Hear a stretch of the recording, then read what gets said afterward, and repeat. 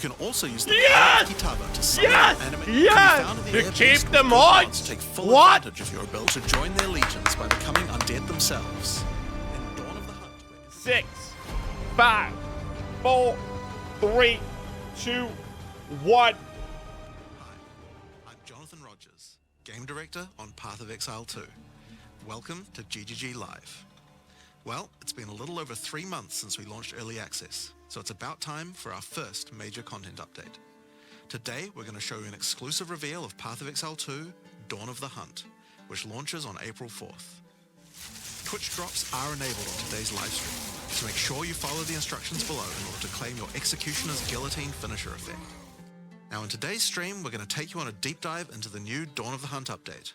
We'll cover a new class, 5 new ascendancy classes, and huge expansions on character systems like unique items and support gems.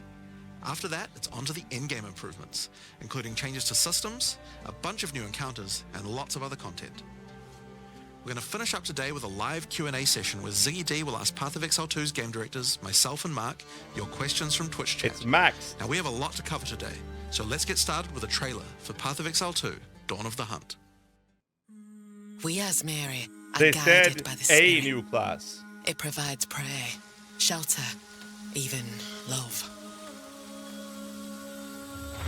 But for me, one day, all that were changed.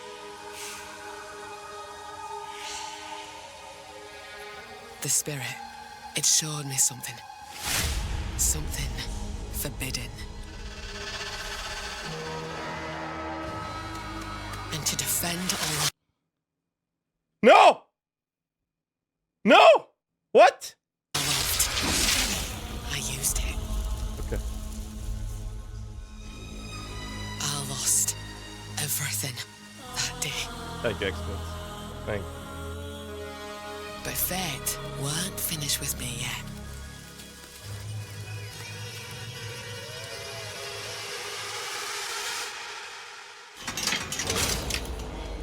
I'll right the wrongs I've done. I'll do what I must, no matter the cost. I will hear the spirit once more.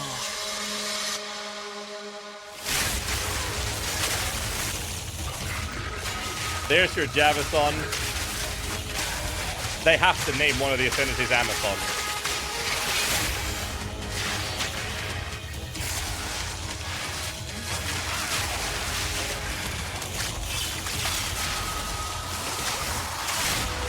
What? The mount! They're actually getting the mount! No shit! What? The mount is coming!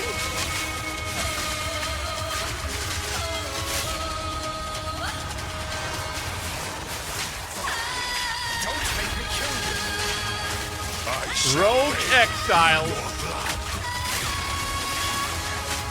100 new?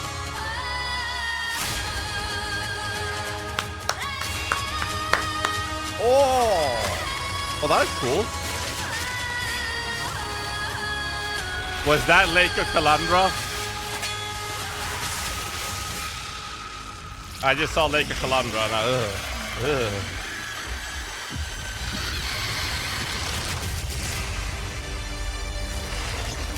Calandra.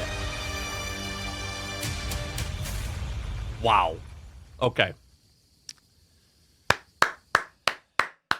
Holy As shit. you can see, in Dawn of the Hunt, we're introducing the first new class since early access to PoE 2, the Huntress. The Huntress is a spear-wielding Asmeri warrior. Born into a society with strict traditions, she was exiled from her homeland after using the power of a skill gem to defend her village.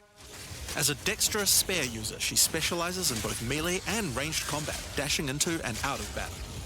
Spears have extended range and a short dash, but unlike other melee weapons, you can also throw them.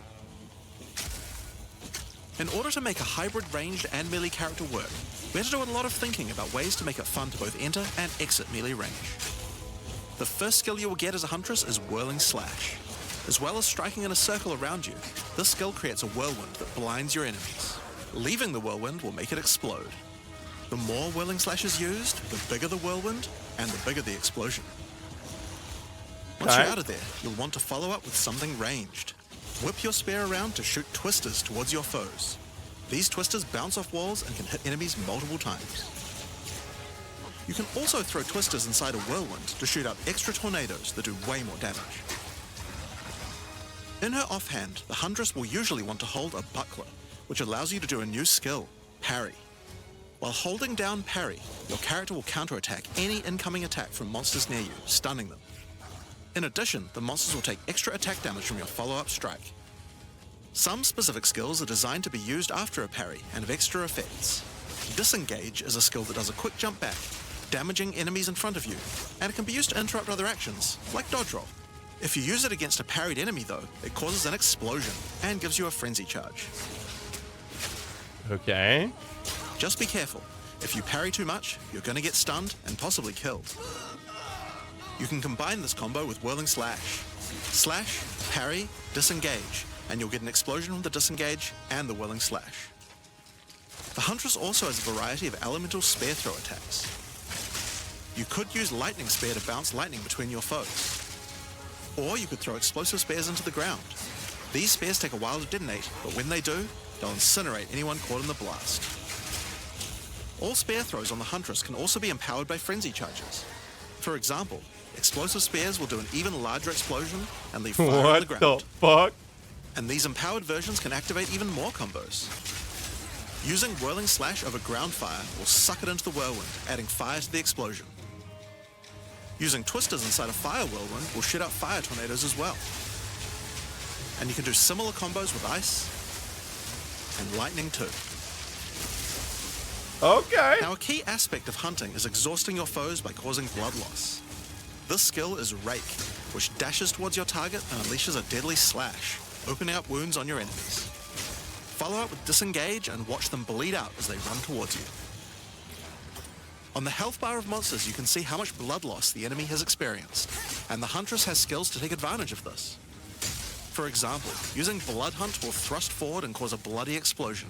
The more blood loss, the bigger the explosion. If you want to cause bigger bleeds, try out Rapid Assault. The final hit of this multi-hit combo will stick a spear into your enemy for a big bleed. Now, Explosive Spear and Rapid Assault both result in leaving spears behind, either in the ground or in enemies. But there are other skills that leave spears around too, like Storm Lance, that leaves an electrical spear that arcs towards enemies. But what can you do with all these spears? Detonate them, of course. Thunderous Leap will allow you to jump onto and explode any spears either in the ground or in your enemies. Now, as well as hunting animals, the Huntress also has the ability to work with them. While fighting any beast, you have the ability to tame it and use it as a companion. You can only have one companion at a time, but it will keep the mods that were on it. Try to find a rare beast with good mods to take full advantage of your ability to tame them. What? Now, this is just the beginning of the Huntress. We've really tried to make the hybrid ranged and melee gameplay work for this class by having a huge amount of synergy between ranged and melee options. There are 22 new skills available for the Huntress. By endgame, you'll be slinging hundreds of insanely powerful spears, you get to keep sending them on! spirit animals, and summoning the might of Solaris from the sky. But we still haven't talked about ascendancy classes yet. What can the Huntress ascend into? Well, the first ascension class you can choose is the Ritualist. The Ritualist has embraced the darker side of his merry traditions by harnessing the power of animal sacrifice and plague. The Corrupted Life Force skill causes all enemies around you to grow volatile blood boils on their skin. When those enemies are slain, the boils will burst, spreading corrupted blood to all enemies around them. The Ritualist also excels in taking advantage of magical trinkets. The Unfurled Finger skill allows you to equip an additional ring on a finger around your neck. What? Taking Mystic Attunement increases the bonuses of all the rings and amulets you have equipped. What? Now, this that is one of my with favorites. ingenuity? As the Whispers Ask grants you a new skill, Ritual Sacrifice. Use the skill on the corpses of slain rare monsters to absorb the power in their blood to give you one of their modifiers for a short time. Hey, Headhunter! Specialize further into Ritualistic Sacrifice with As the Whispers Demand, which allows you to perform that skill on yourself instead of a corpse. Cut your own hand, sacrificing some of your own blood to empower yourself. The Amazon Ascension is for those looking to hunt more than just beasts. Trained as an elite guard to the most important as They got a nerf others, ingenuity. the Amazon will use more traditional fighting techniques mastered to perfection. The Predatory Instinct skill will cause you to reveal weaknesses in the defenses of rare and unique enemies, causing you to deal more damage. You can see those weak spots represented on their life bars. While using Elemental Infusion, any charges you consume will infuse your weapon with elemental power, causing any projectile attacks to explode on impact. The Critical Strike skill is as simple as it sounds. It takes your excess accuracy and gives it to you as critical strike chance. Additionally, you have skills like Mystic Harvest, which allows your elemental damage to leech life, and as Mary Brew to be able to use either flask to restore both life and mana. Oh. So those are the 2 new ascendancies for the Huntress. But those are not the only ascendancies in Dawn of the Hunt. We've added a new ascension class for 3 of the other existing classes too. First up, for our warriors out there, we have the Smith of Kitava. The warrior is a blacksmith in origin, taught Please by tell his me father animate weapon, Renly. please. With this ascension, you can take your smithing skills to new heights by embracing power from the insatiable one himself, Kitava. Smiths of Kitava are master blacksmiths and have the ability to forge their weapon, quite literally. Using the Against the Anvil notable skill, you can enhance your weapon with fiery destruction before any battle. After doing so, your attacks will release explosions on hit for maximum devastation. What the fuck? You can also use the power of Kitava to summon an animated copy of your weapon to fight alongside. Yes! A great blacksmith can do more than just forging their weapon, though. Their armor can be enhanced too. Now you might think this ascendancy class tree looks a little abnormal, and you're right. There's a lot of notable skills all disconnected at the bottom there. By taking this point here, which is free to assign, your character is unable to equip body armors with mods of any kind. So your body armor must be normal. Sounds like a downside, right? Except now in true blacksmith fashion, you get to craft your own body armor by taking those disconnected notables with your points. If you want your body armor to grant life, take this notable. If you want resistances, take this one. There's so many choices. Think of it like you're crafting your own body armor, just in a more literal sense. Now, let's move on to those who prefer the reassuring feel of a crossbow in their hands, the mercenary. I can't believe they actually added animate weapon. The Gemling Legionnaire and the Witch Hunter, you can now play as the Tactician. The Tactician is a former Blackguard elite. Free from the duties of a Blackguard, he is able to use his training to decimate the monsters of Rayclast and earn a healthy income doing so. This training comes in the form of various skills like Suppressing Fire, which causes all projectiles to pin enemies. When combined with the Right Where We Want Them notable, your pin not only stops your enemies from moving, but stops them from performing actions too, similar to Freeze. With a soldier's training, the Tactician also works well cooperatively. Using the Whoever Pays Best notable, you can place multiple banners at once. The Watch How We Do It skill gives a portion of your weapon's damage to your allies as well. But if that isn't enough, you can also command your army of off-screen archers to unleash hell and carpet an entire area with arrows. Finally, Witch players will be able to join their legions by becoming undead themselves. In Dawn of the Hunt, we're introducing the Lich Ascension class. The Lich is a master of chaos and curses and could sacrifice her life to enhance her energy shield. The Crystalline Phylactery skill allows you to nominate a jewel in which to contain part of your soul, massively increasing its power. There's just one downside to splitting your soul this way though. If you have no energy shield, your mana costs will shoot up. The Necromantic Conduit skill causes you and allies in your presence to have unholy might, granting extra damage as chaos damage. Rupture the Soul makes enemies you curse explode with chaos damage when slain. Dominion over Flesh allows you to apply an additional curse. Did you guys see that? It's safe to say you'll be the true master of the occult by choosing the Lich class. So Dawn of the Hunt has the Huntress and 5 new Ascension classes, but it doesn't end there. Let's take a look at some of the new skills we've added. Now you may remember we've previously talked about the Raise Spectre skill. It's finally complete, and it will be made available in the upcoming expansion. It can be found in the occult skills on the skill gem crafting panel. Raise Spectre is a skill that allows you to trap the soul of almost any monster in the game, which you can then summon in the skill panel. Spectres cost spirit and will revive automatically if they die, but the spirit cost varies based on the power of the monster. You could summon an army of weaker monsters, or a few of the more powerful monsters. Oh my You god. can combine them with your existing skeleton minions, or summon exclusively specters. It's all up to you and how you want to customize your army of the undead. Look at the lightning bombs there. Given that there are hundreds upon hundreds of monster variants in Path of Exile 2, it's safe to say you'll be experimenting with this one for a while. Yeah. We look forward to seeing which monsters serve you best. Bro. Now let's move on to our next skill. Since we've been talking about summoning undead so much, let's have a change of pace and summon something a little more alive. In Dawn of the Hunt, we're adding the Summon Rower skill. Summon your friendly rower to aid you in combat as a minion. You can also mount your rower in combat at any time, allowing you to move at full speed even while shooting arrows or throwing spears. Be wary though, if you take too much damage while riding your mount, you can be knocked off and get overwhelmed. It's worth keeping an eye on your stagger bar, as falling off the mount can mean almost certain death. On the topic of new ways to enhance your character, let's talk about support gems. Support gems are used to modify your skill gems in meaningful and interesting ways. Currently, we feel that a lot of builds have insufficient options here. To alleviate this, we're adding over 100 new support gems. 100 more. Hema crystals will enable a new kind of bleed build, turning the damage over time you would have done into explosive Vile crystals.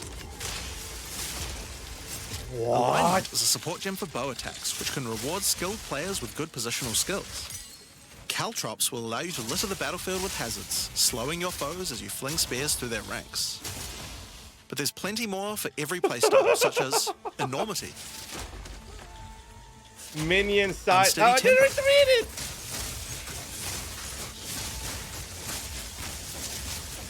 Profanity,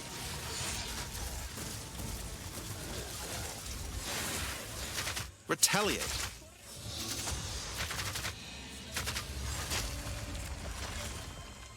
Syzygy. Yep, that's a real word. And many more. Many more. Now, we've talked about a new class, new ascendancy classes, new skills, and new support gems. But let's not forget about the core of a true action RPG, the items. To start with, let's talk about uniques. We're adding over 100 new unique items. This time, we've made sure to add uniques with a focus on mid and endgame tiers to make sure there are more exciting items to find for higher level characters. Let's look at some examples. Embrace your inner devil with Chernobog's Pillar. Holy It grants you a shit, large amount of man. fire damage based on your block chance. The Coming Calamity allows you to become a true master of the elements, granting you all 3 Elemental Herald skills without costing any spirit. At the What? same time, it penalizes enemy resistances. Waste Gate is a belt useful for builds using a single resource like Blood Magic or Archmage builds. With this belt, you can use 2 life flasks or 2 mana flasks. It's up to you. Now, we could go through these all day, but we'll leave most of them for you to discover. Suffice to say, though, we want there to be way more cool things to find. Over time, our goal is to add a unique to every single base item type at a minimum, so that you can chance any base in the game. Now, given that we have the Huntress, we have a set of unique spears from early game all the way through to endgame as well. One example is Scyther's Spear, which combines bleed and fire in a powerful way. It allows your ignites to be aggravated, dealing substantially more damage. We're also introducing a suite of unique bucklers with some interesting parry mechanics. Kalgyra's Arc, for example, allows you to parry projectiles from any distance. And we're also adding our first unique charms. Bayra's Anguish will not only protect you from ignite, but will also emit a devastating fire nova whenever you do get ignited. In sum, there's just a ton of new uniques to find. We can't wait to see the weird and broken builds that come out of it. Now, we also want to talk about crafting options. In each major update during early access, we'll be continuing to add and improve the options here. We have various new crafting tools that have been added as rewards to many of the different types of new content that we're adding. But for now, I just want to mention the changes to runes. Runes add commonly available mods, but since they only have 1 tier, flat damage mods tend to get outclassed by in-game. So we've changed runes to have multiple tiers, allowing you to get higher tier mods than before. Our plan is to significantly expand the number of more specialized mods for crafting using socketables as we add new content over time. And the first new set of those comes from what we're talking about next. In Dawn of the Hunt, we're adding Asmerian Wisps, which can be found throughout both the campaign and the endgame. So we get a new league mechanic. The Asmeri spirit has made itself present in Rayclast, and it appears to be trying to warn, or maybe prepare us for the coming darkness. You will first encounter a manifestation of it in the Grellwood in Act 1, where you'll meet Delwyn, and as Mary Hunter, who is trying to find out what exactly is causing the spirit to behave this way. As you approach the wisp, it will flee, leading you past monsters. Any monsters it comes into contact with are infused by it, making them more powerful. Each spirit is associated with a specific revered animal within Asmeri culture. This one is a wisp of the Great Bear, and grants enemies extra life and stun. The wisp moves faster the closer you are, and as you move away, they slow down to wait for you. But if you get too far away for too long, they'll dissipate and return to the woods. As you continue to chase the wisp, it will find and possess a rare or unique monster, granting it a new powerful ability. Because this was a wisp of the Great Bear, this monster now also has increased life and stun. But on top of that, it will periodically summon a large spectral bear that slams with wild fury. If you're able to defeat this foe, you will be rewarded. It's like a better each version of the ghost the rewards will be increased. Each wisp has its own mechanics. The wisp of the Winter Owl is a primal wisp that causes enemies to deal extra cold damage, gain energy shield, and release wind vortices on death. When infusing a monster, they will call down large tornadoes to protect their host. The wisp of the Wild Cat is a vivid wisp that causes affected monsters to deal more critical strikes and become more evasive. When it infuses a monster, it will summon a barrage of feline spirits that will attempt to tear you limb from limb. If you're lucky, you may even find sacred wisps that can do some pretty crazy things to the monsters they influence. Like the wisp of the Cunning Fox, which turns normal monsters into magics, magic monsters into rares, and rare monsters into actual bosses. What the fuck? Asmerian wisps can drop a new set of socketable items that allow you to craft a wide range of interesting new mods onto your items. Each one may only be used on a specific item slot. As mentioned, the Asmerian wisps can be encountered throughout the game, but there's also a new endgame map called the Asmeri Ranges, a mountain village where the Asmeri once lived, now overrun with corrupt monsters. This map always has multiple Asmerian wisps in it, and familiar, yet not quite the same boss fight. King of the Mist. Asmerian wisps can also be further modified by the endgame atlas tree as well, and by tablets. But I'm not going to be the one talking about those things. In order to cover all the new content in Endgame, I'm going to hand things over to Mark. Hi, I'm Mark Roberts, Game Director on Path of Exile 2. There's a ton to talk about with the Endgame today, so let's dig right in. Path of Exile 2's early access began with a brand new endgame, and it was clear that it needed a lot of work. After absorbing your feedback, we're ready to make some epic changes. The first thing is, we just need a lot more content. In Dawn of the Hunt, we have made sure to focus on increasing the sheer number of interesting and different encounters you will randomly stumble into as you explore the endgame. And the second goal is to smoothen the progression through maps and reduce the amount of annoying busy work. To start with, let's talk about the new interesting stuff to find. Well, the most obvious thing to add are new maps. As well as the Asmeri Ranges that Jonathan mentioned earlier, Dawn of the Hunt also contains 7 other new maps, all with their own custom encounters. Let's start with this one. The Feral Megaliths map starts off in the wild Ezomite forests. As you progress through the forest, you will find mysterious rune-carved stones that, when touched, surge with energy. After activating all the stones, you can find a grand henge, where all the energy is coalescing. You can then start an encounter. The area darkens, a storm moves in, and a concentration of energy summons a dangerous boss. You must fight and defeat the boss to get its rewards. Once you have defeated it, summon another. And another. And another. And another. You have 10 total waves of boss fights which get incrementally more difficult. What the fuck? If you manage to defeat them, you get full boss rewards, but also opportunities to get new runes. These can only be obtained from this map. The Fractured Lake contains a surreal waterscape with fractured mirror-like objects. As you move around the map, the terrain itself elevates from below, creating the ground you walk on. In this unique map, all the rare monsters are mirrored, so you're always fighting 2 of the same rare at the same time, which can prove quite difficult. If you manage to overcome that challenge and make it to the end of the map, you'll be presented with a broken mirror, a powerful altar-like object that contains an item within it. The item contained within is a new base type, either an amulet or a ring, that can be crafted to have additional prefixes or suffixes at the cost of the other. The last unique map we'll show today is one based around the essence mechanic. You enter a crystalline cavern, and you will find a powerful map boss imprisoned in the center. It is surrounded by many rare monsters, also imprisoned in essences. By freeing and defeating the rare monsters, the essence they held will be upgraded to a greater essence, and be added to the imprisoned map boss. How brave are you? How many essences will you add to the boss? Yeah. Overdo it, and you might lose everything. Underdo it, and you might regret it. It's your choice.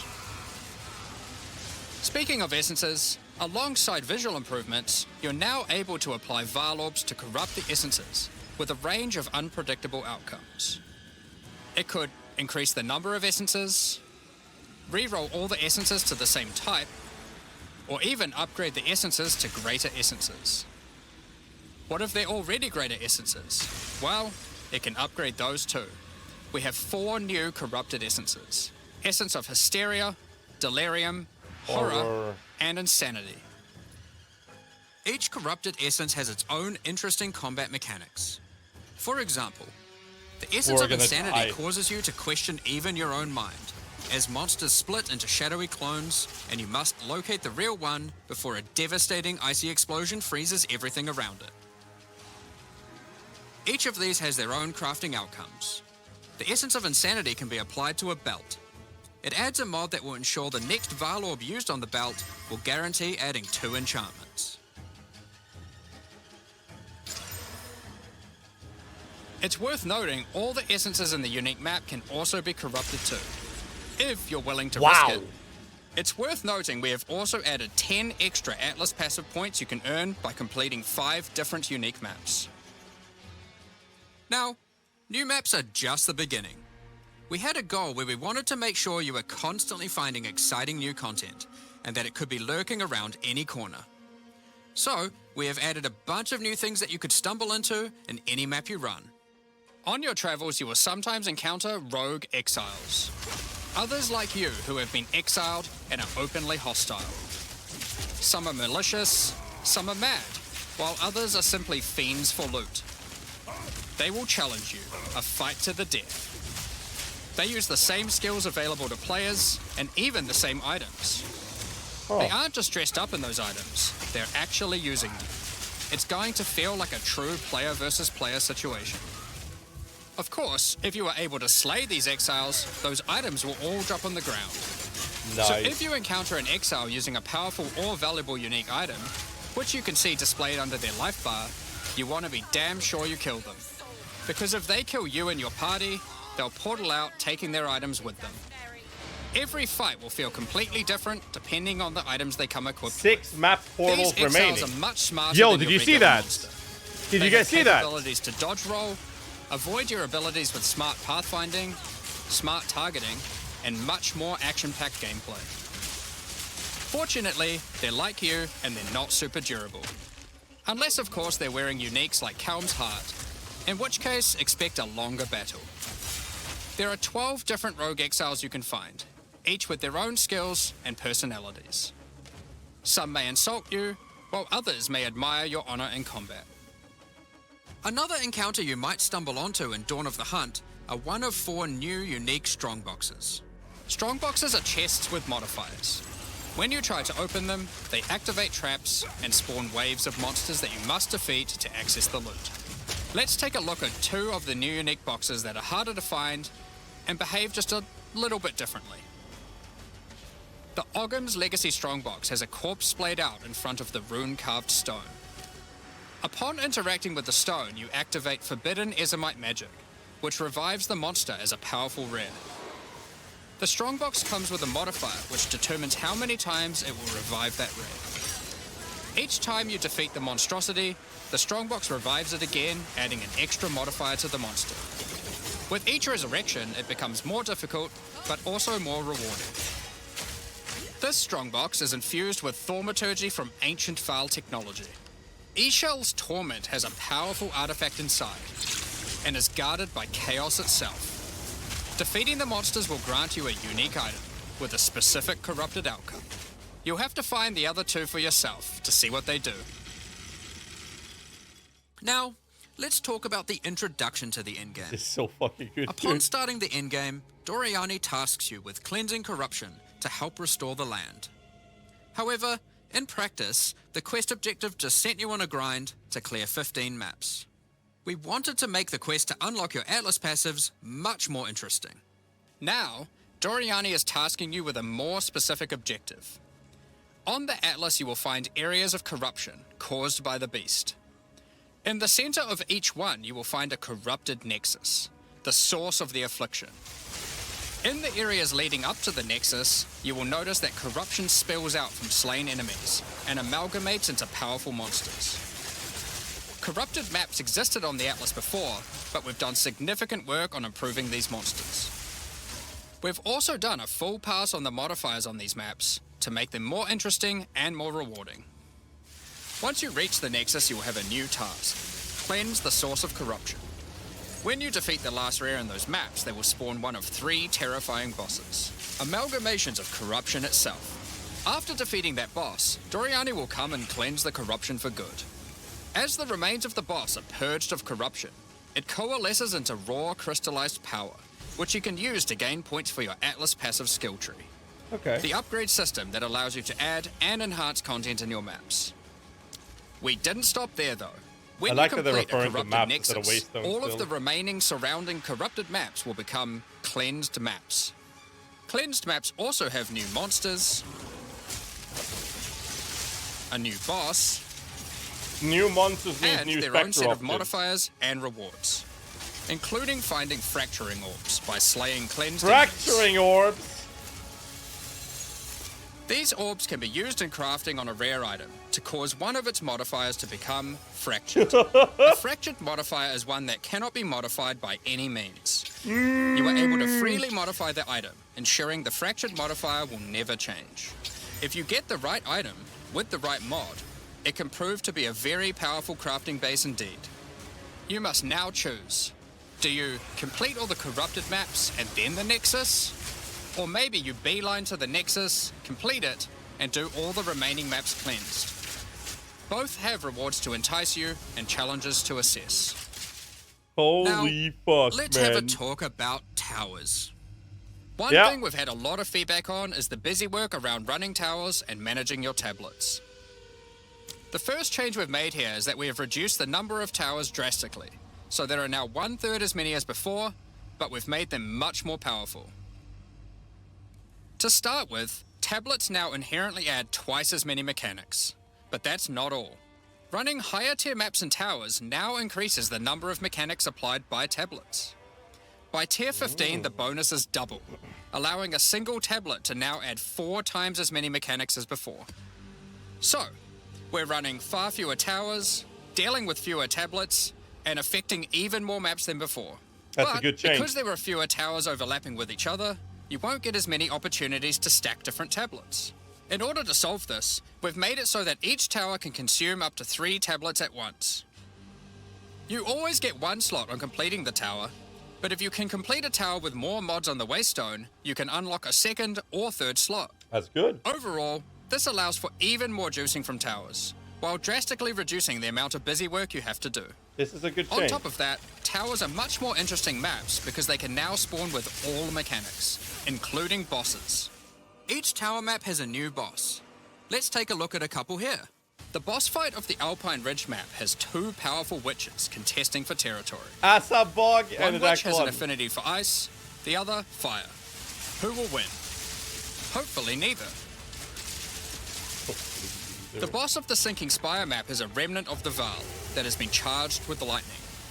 It uses a full suite of lightning abilities, but be careful. If any of them hit the surrounding constructs, they will power up. Another thing that we've seen a lot of feedback about is sustaining waystones. As we looked into it, we realized that the people who couldn't sustain waystones were dying a lot. A lot more than we had expected. And that made us realize something. During the campaign, the expectation is that you can die multiple times in order to learn how to overcome challenges. You are able to learn how the monsters behave, adapt to their skills, and eventually overcome them. But as soon as you get to the endgame, you are effectively no longer allowed to die if you want to sustain waystones.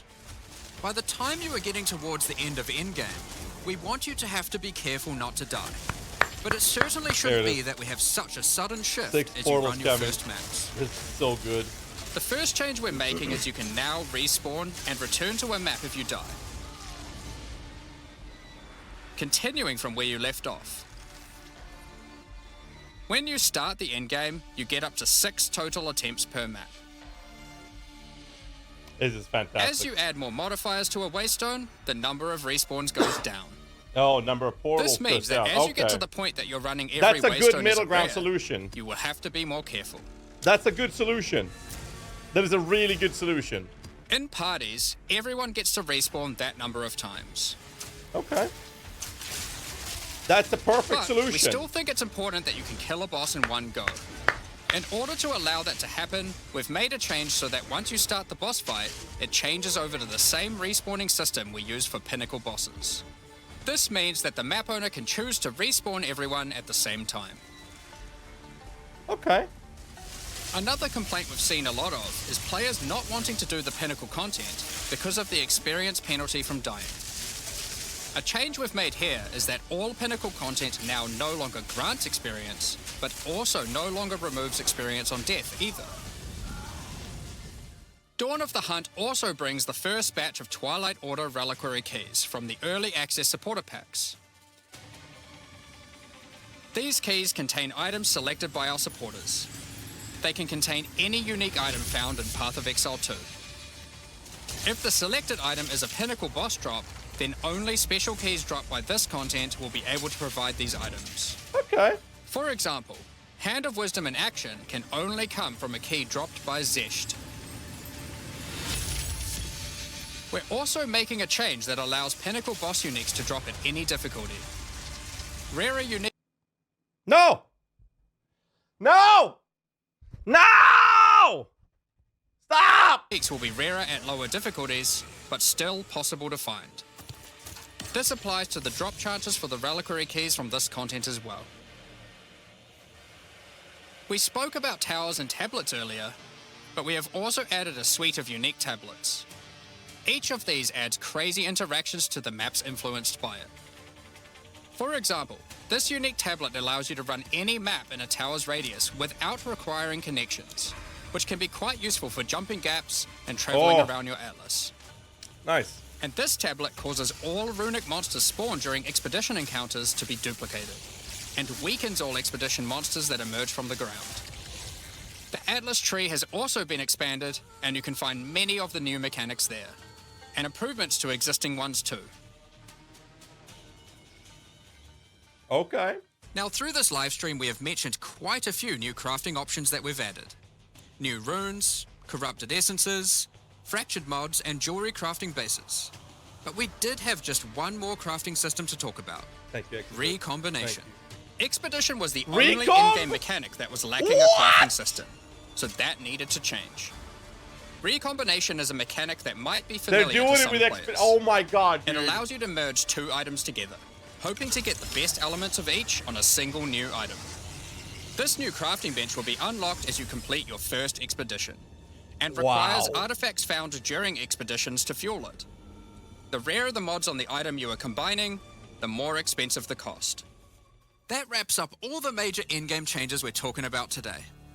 With all the system changes and new content, we can't wait to get in there, start blasting maps, and obliterating monsters. There is one more thing we wanted to clarify before we move on, which is that all the content we've talked about today will be made available in the existing early access leagues, so you can play your existing characters. However, there will be new leagues made for those who wish to start in a fresh economy. It is recommended to start over and get the full new experience in the Dawn of the Hunt leagues. For all our existing early access players, we're really looking forward to joining you playing in this new update.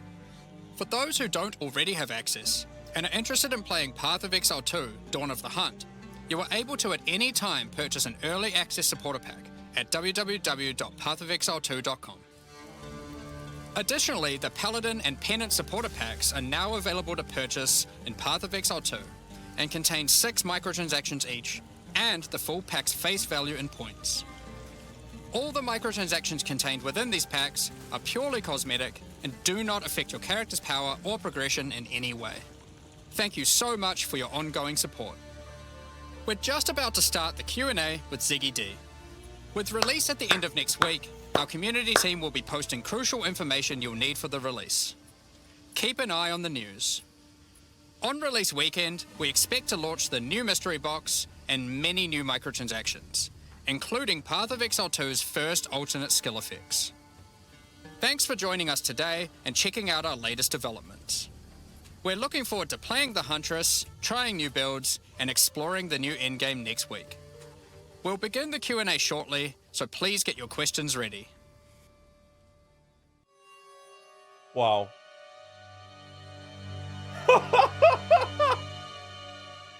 I've said it before. They drop these insane teasers, and then after dropping insane teasers, they blow us away. Dude, this is fucking sick, dude. Oh, it's already starting.